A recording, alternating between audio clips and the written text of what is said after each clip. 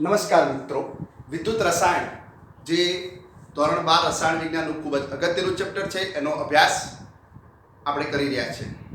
હવે એના અભ્યાસની અંદર સૌપ્રથમ આપણે ડેનિયલ કોષ બાદ પ્રમાણિત અર્ધકોષ, પોટેન્શિયલ કેવી રીતે શોધવો, સ્ટાન્ડર્ડ હાઇડ્રોજન ઇલેક્ટ્રોનનો અભ્યાસ કર્યો, EMF શ્રેણીનો અભ્યાસ કર્યો, નસ્ટ ઇક્વેશન તારવ્યું. નસ્ટ ઇક્વેશન ઉપરથી આપણે E સેલ, pH, Kw અને સંતુલન અચળાંક K ગણવાના દાખલાનો પણ અભ્યાસ કર્યો. હવે આપણે જે વિદ્યુત રાસાયણિક કોષ ભણી રહ્યા છે એ વિદ્યુત રાસાયણિક કોષનો છેલ્લો ટોપિક સાંદ્રતા કોષની આપણે ચર્ચા કરવાની છે. મિત્રો, સાંદ્રતા કોષના બે પ્રકાર પડે છે. એક વિદ્યુત વિભાજ્ય સાંદ્રતા કોષ, એક છે વિદ્યુત વિભાજ્ય સાંદ્રતા કોષ અને બે છે વિદ્યુત ધ્રુવ સાંદ્રતા કોષ. હવે આ બેના તફાવતની જે વાત કરું મિત્રો, કે વિદ્યુત વિભાજ્ય સાંદ્રતા કોષ કોને કહેવાય, તો કે એમાં વિદ્યુત ધ્રુવો સમાન હોય. કોણ સમાન હોય? વિદ્યુત જે ધ્રુવો છે એ વિદ્યુત ધ્રુવો સમાન હોય, બરાબર. પરંતુ જે વિદ્યુત ધ્રુવો જે દ્રાવણમાં ડુબાડેલા છે એ દ્રાવણને આપણે ઇંગ્લિશમાં ઇલેક્ટ્રોલાઇટ કહીએ છીએ અને ગુજરાતીમાં આપણે એને વિદ્યુત વિભાજ્ય કહીશું. તો એ વિદ્યુત વિભાજ્યની સાંદ્રતા ભિન્ન હોય, બરાબર છે. આ સાંદ્રતા ભિન્ન હોય તો એને આપણે વિદ્યુત વિભાજ્ય સાંદ્રતા કોષ કહીશું. હવે બીજી વસ્તુ કે વિદ્યુત ધ્રુવ સાંદ્રતા કોષ કોને કહેવાય? હવે વિદ્યુત ધ્રુવ સાંદ્રતા એને કહેવાય કે જેમાં વિદ્યુત ધ્રુવ જેનો બનેલો છે, દાખલા તરીકે નિષ્ક્રિય વિદ્યુત ધ્રુવ પ્લેટિનમનો બનેલો હોય તો પ્લેટિનમ તો કોમન મટીરીયલ હશે બંનેની અંદર, એનોડ અને કેથોડમાં. પણ એની જે સપાટી ઉપર જે રાસાયણિક પ્રક્રિયા કરશે એની સાંદ્રતા ભિન્ન હોય. ધેટ મીન્સ જે વિદ્યુત ધ્રુવ હોય એ વિદ્યુત ધ્રુવોની સાંદ્રતા ભિન્ન હોય, પરંતુ વિદ્યુત વિભાજ્યની સાંદ્રતા સમાન હોય. હવે તમે કહેશો કે સાહેબ આમાં થોડી ખબર પડી નહીં કે ભાઈ પ્લેટિનમ ઉપર નિષ્ક્રિય. તો હું તમને એક ઉદાહરણ આપીને બંનેના એક ઉદાહરણ આપીને તમને સમજાવી દઉં કે જો ઝીંકનો ધ્રુવ બનેલો હોય અને એ જ ઝીંકની પટ્ટીનું ઓક્સિડેશન થતું હોય, બરાબર છે, અને ઝીંકનો જ ધ્રુવ હોય અને ઝીંકનું જ રિડક્શન થતું હોય, બરાબર છે. અર્થાત તમે અહીંયા જોઈ શકો છો કે જે ધ્રુવ છે એ ધ્રુવ સમાન છે, વિદ્યુત વિભાજ્ય છે વિદ્યુત વિભાજ્ય સમાન છે, પરંતુ બંનેની સાંદ્રતા ભિન્ન છે. C1 અને એની સાંદ્રતા C2 છે. તો આ જે ઉદાહરણ જે છે એ વિદ્યુત વિભાજ્ય સાંદ્રતા કોષનું છે. હવે તમને એક ઉદાહરણ વિદ્યુત ધ્રુવ સાંદ્રતા કોષનું પણ આપી દઉં. સામાન્ય રીતે વિદ્યુત ધ્રુવ સાંદ્રતા કોષ એ મોટા ભાગના બધા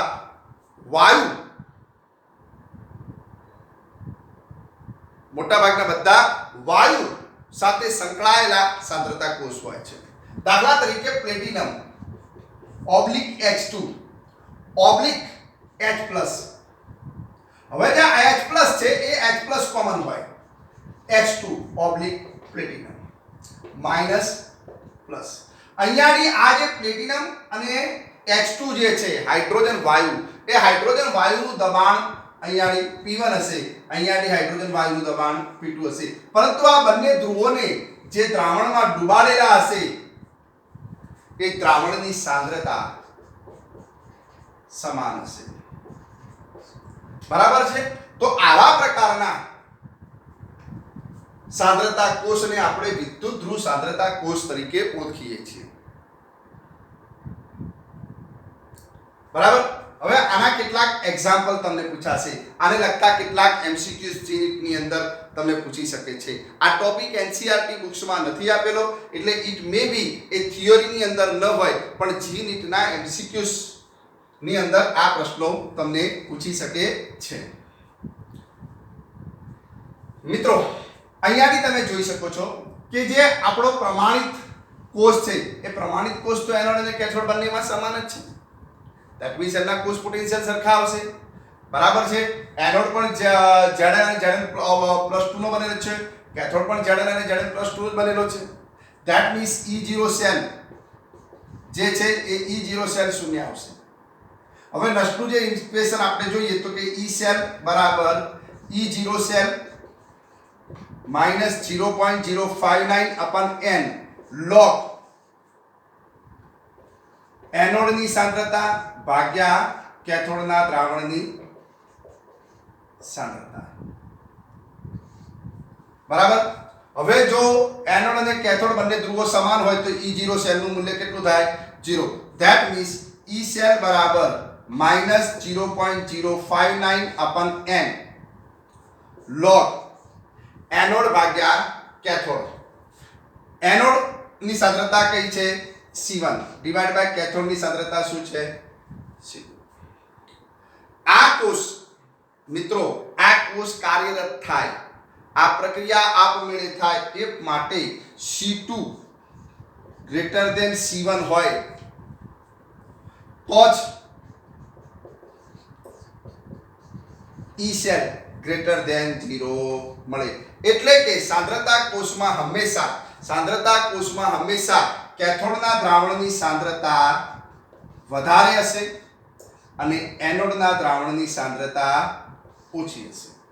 વધારે સાંદ્રતા વાળો, હવે તમને બે વિદ્યુત ધ્રુવો આપેલા હોય, અલગ અલગ બે વિદ્યુત ધ્રુવો આપેલા હોય અને તમને ક્વેશ્ચન પૂછવામાં આવે કે જો આ બે વિદ્યુત ધ્રુવોને જોડી એક વિદ્યુત રાસાયણિક કોષ બનાવવામાં આવે મિત્રો, તો આમાંથી કયો ધ્રુવ એનોડ અને કયો ધ્રુવ કેથોડ તરીકે વર્તે? આવો એક ક્વેશ્ચન પૂછે તો તમારે કહેવાનું કે જે ધ્રુવમાં દ્રાવણની સાંદ્રતા વધારે હશે તે કેથોડ તરીકે વર્તશે, તેમાં રિડક્શનની પ્રક્રિયા થશે, અને જે ધ્રુવમાં એનોડના દ્રાવણની સાંદ્રતા ઓછી હોય એટલે સાંદ્રતા ઓછી હશે તે એનોડ તરીકે વર્તે છે.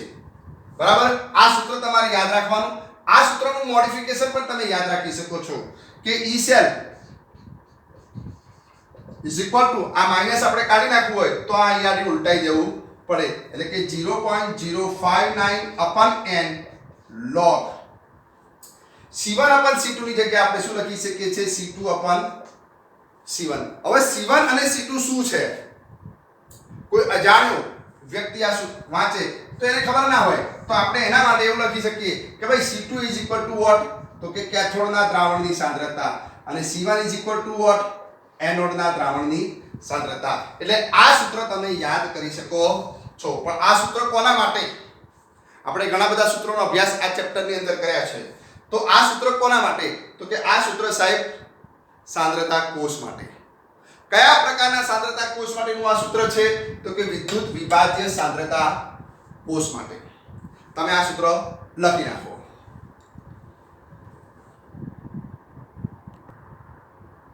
મિત્રો અહીં સાંદ્રતા કોષનો એક નાનો સરખો દાખલો મેં તમારા માટે મૂક્યો છે.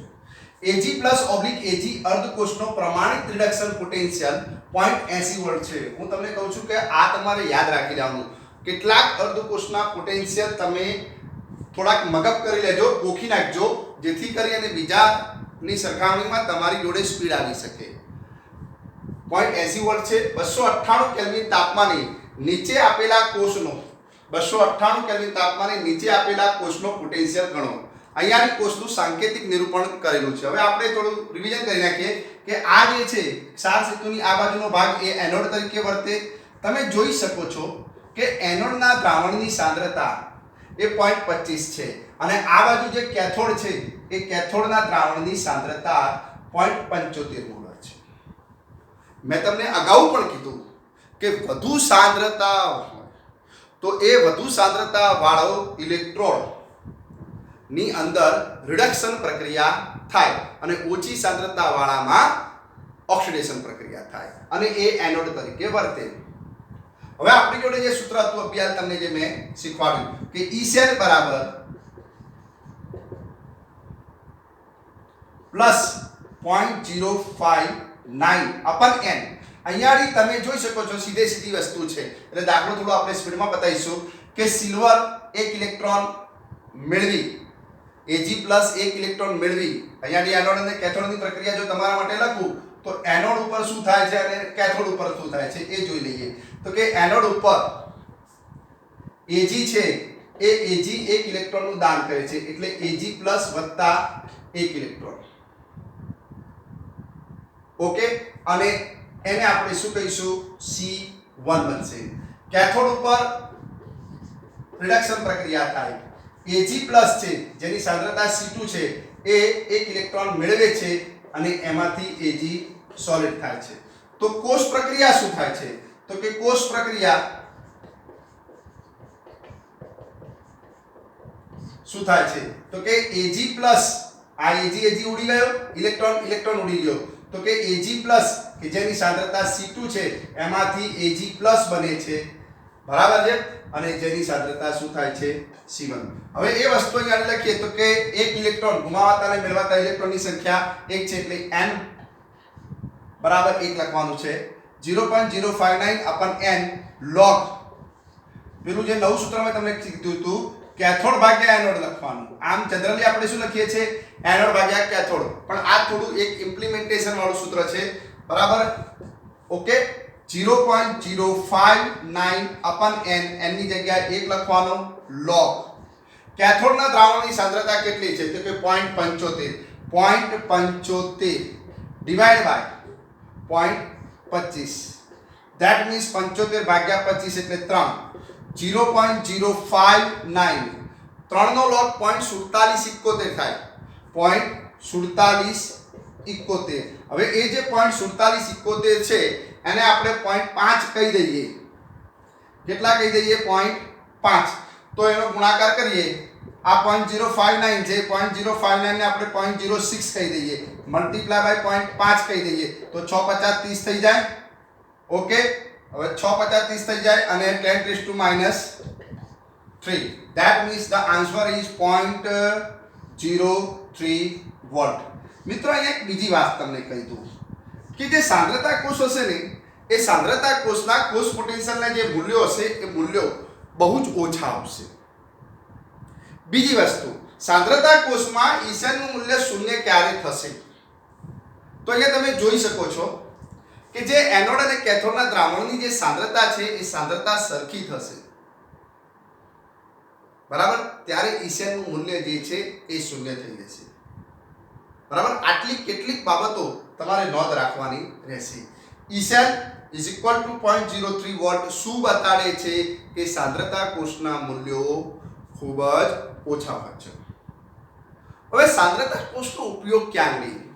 તો એક મટીરીયલ્સની અંદર લખેલું છે કે સાંદ્રતા કોષનો જે ઉપયોગ જે છે એ બહુ અલ્પદ્રાવ્યો હોય, એ અલ્પદ્રાવ્યો ક્ષાર ના દ્રાવ્યતા ગુણાકાર શોધવા માટે સાંદ્રતા કોષનો ઉપયોગ થતો હોય છે. એ સિવાય કેટાયનની સાંદ્રતા શોધવા માટે પણ સાંદ્રતા કોષનો ઉપયોગ થતો હોય છે. ઓકે, હવે આપણે ભણીશું વિદ્યુત ધ્રુવ સાંદ્રતા કોષ.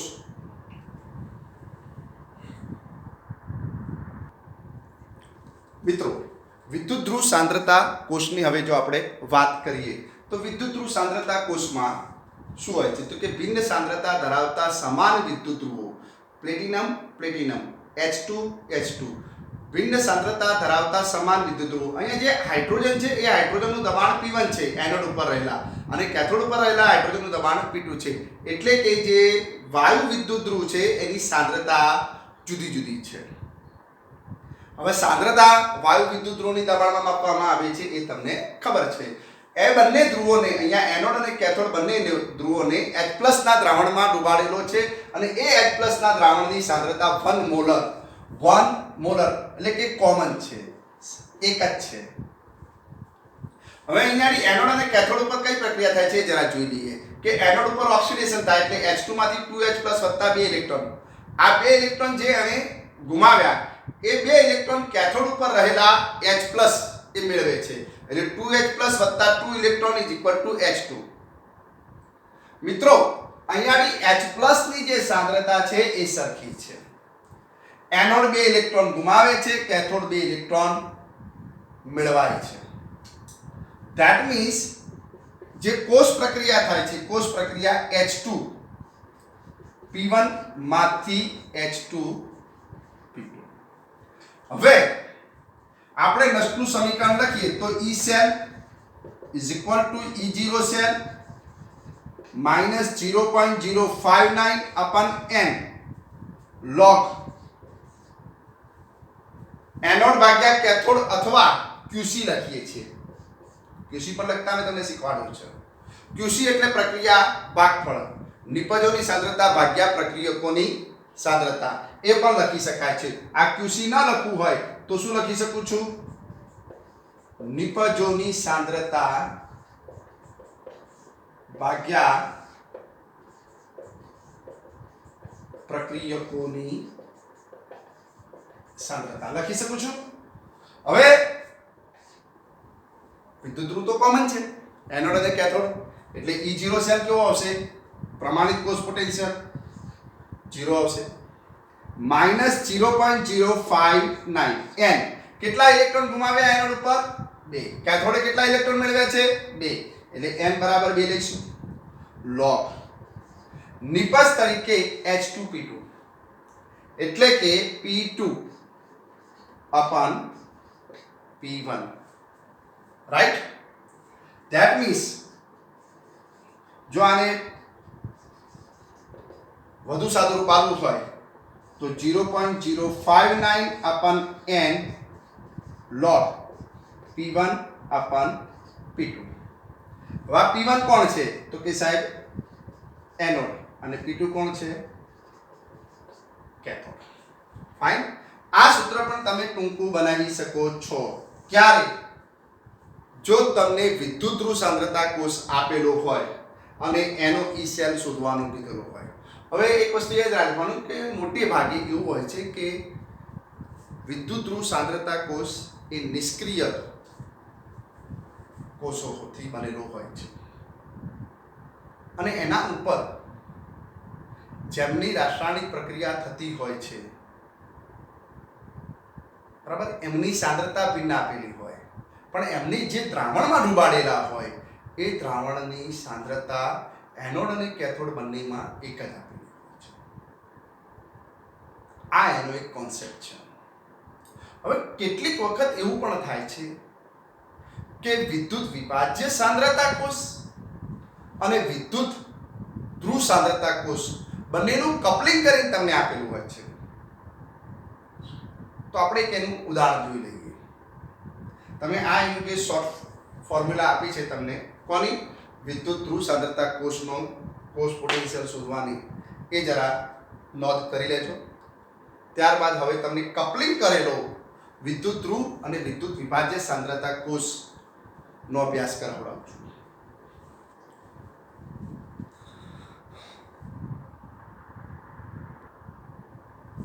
મિત્રો, અહીં તમારી સમક્ષ એક એવો સાંદ્રતા કોષ મેં રજૂ કર્યો છે કે જેમાં વિદ્યુત વિભાજ્ય સાંદ્રતા કોષ અને વિદ્યુત ધ્રુવ સાંદ્રતા કોષનું કપલિંગ એટલે કે જોડાણ કરેલું છે. હવે આવો કોષ પણ તમને પૂછી શકે છે, MCQs ની અંદર પણ તમને પૂછી શકે છે કે ભાઈ આપેલ કોષ કયો છે? વિદ્યુત વિભાજ્ય સાંદ્રતા કોષ છે, વિદ્યુત રાસાયણિક સાંદ્રતા કોષ છે, કે બંનેનું કપલિંગ થયેલો છે? તો અહીંયાની બંનેનું કપલિંગ થયેલું છે. તમે જુઓ, અહીંયાની આ બેનો ખાલી અભ્યાસ કરો તો તમને ખબર પડશે કે સાહેબ આ તો વિદ્યુત ધ્રુવ સાંદ્રતા કોષ બતાવે છે. તો અહીંયાની તમે દેખો કે આ બંનેની જે સાંદ્રતા છે, સાંદ્રતા પણ ભિન્ન છે. દ્રાવણ એનું એ જ છે મિત્રો. તો કે સાહેબ આ વિદ્યુત વિભાજ્ય સાંદ્રતા કોષ છે, એનો મતલબ એવો થયો કે આ બંનેનું શું થયેલું છે? કપલિંગ થયેલું છે.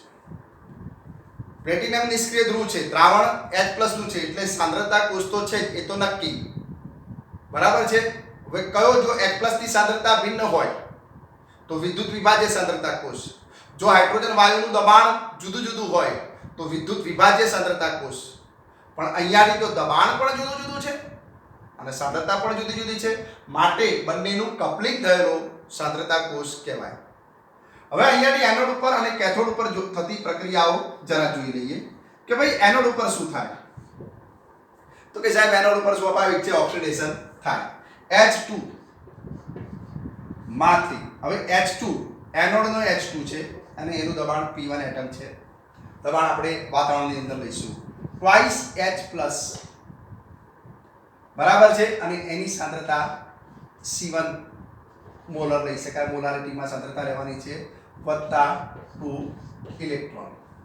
કેથોડ ઉપર કઈ રાસાયણિક પ્રક્રિયા થશે? કેથોડ. તો કેથોડ ઉપર આ જે BH+ છે, કેથોડના દ્રાવણની સાંદ્રતા C2 મોલર છે, બરાબર છે, અને it will take 2 electrons okay fine. અને ધેન આફ્ટર એમાંથી H2 બનશે જેનું દબાણ P2 એટમ હશે. Okay fine. હવે ટોટલ કોષ પ્રક્રિયાનો જ્યારે અભ્યાસ કરીએ ત્યારે આ બે ઇલેક્ટ્રોન ઉડી જાય. કોષ પ્રક્રિયા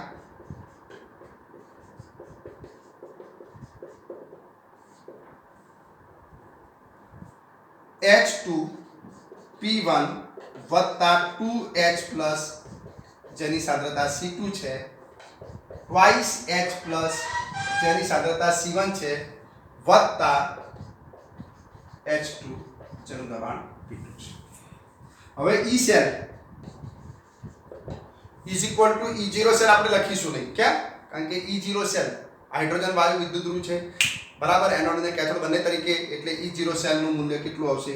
0 minus 0.059 upon n log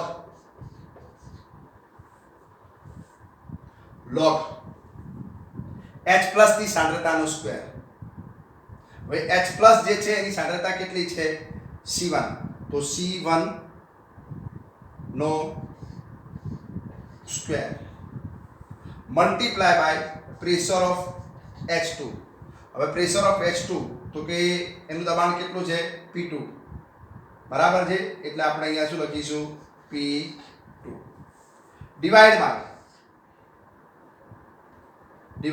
by H2. હવે H2 તો એનું દબાણ કેટલું છે? P1. તો divide by P1 multiply by H plus ની સાંદ્રતા, પણ આ H પ્લસ ની સાંદ્રતા કેટલી છે? C2. તો C2 નો સ્ક્વેર. ઓકે, તો એક આ સૂત્ર તમે બનાવી શકો છો. ધેટ મીન્સ E સેલ બરાબર 0.059 upon n log P1 C2 square divide by P2 C1 square.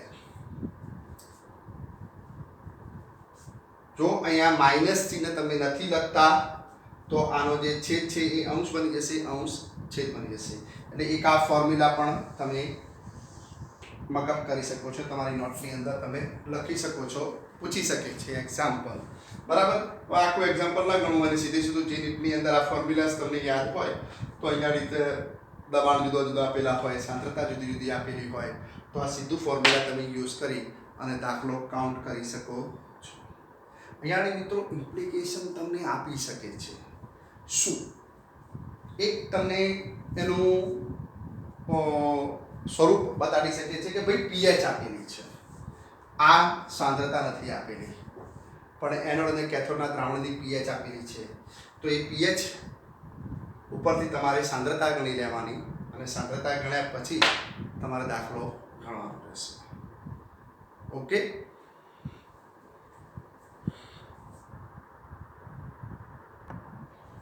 મિત્રો અહીંયાની તમારી સામે મેં એક વિદ્યુત રાસાયણિક જે કોષ છે એ વિદ્યુત રાસાયણિક કોષનું સાંકેતિક નિરૂપણ કરેલું છે. હવે તમે મને ઓળખી બતાડો કે આ કયા પ્રકારનો સાંદ્રતા કોષ છે. તો મિત્રો તમે જોશો કે platinum H2/H+ double slash Z સાંદ્રતા જે ક્ષાર સેતુ છે, ક્ષાર સેતુની નિશાની છે H+H2/Pt. સાહેબ સાંદ્રતા કોષ છે. હાઇડ્રોજન વાયુનું જે દબાણ છે બંને બાજુ એક સરખું છે. ધેટ મીન્સ વિદ્યુત ધ્રુવોની જે સાંદ્રતા જે છે એ વિદ્યુત ધ્રુવોની સાંદ્રતા સરખી છે. કોની સાંદ્રતા બદલાય છે?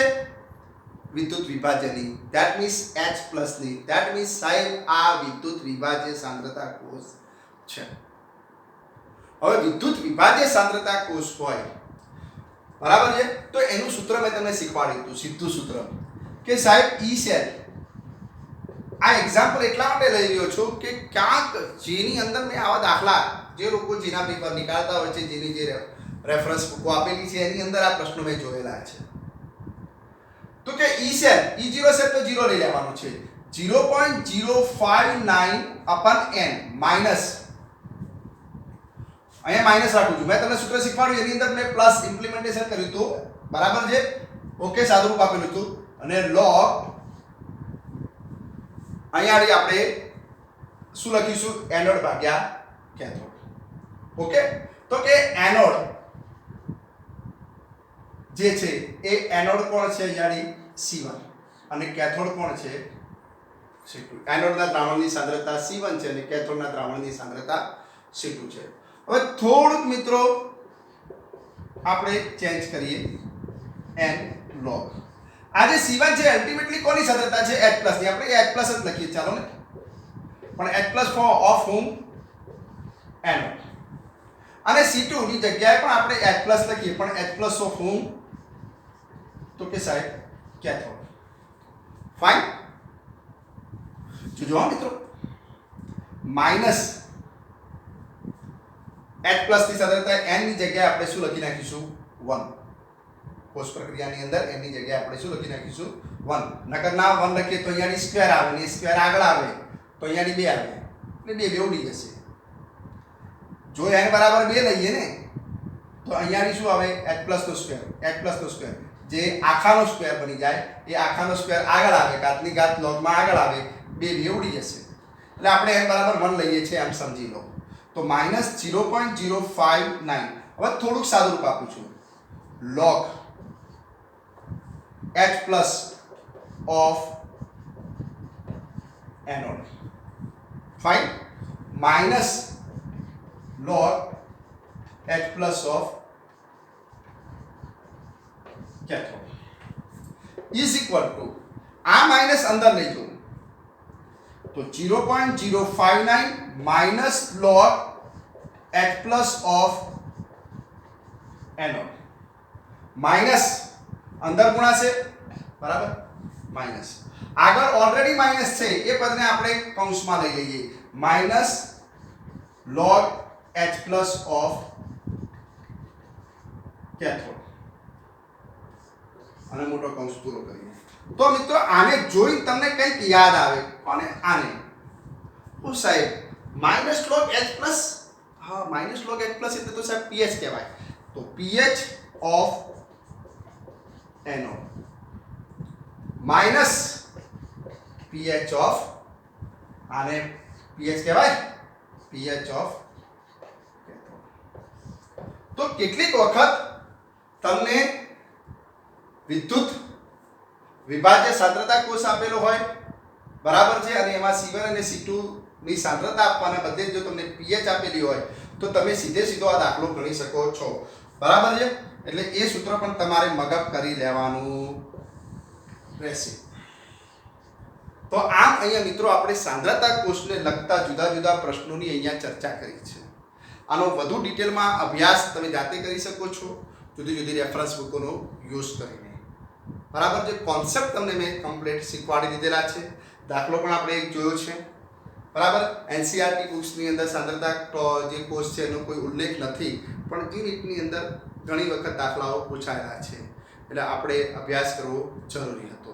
Thank you very much.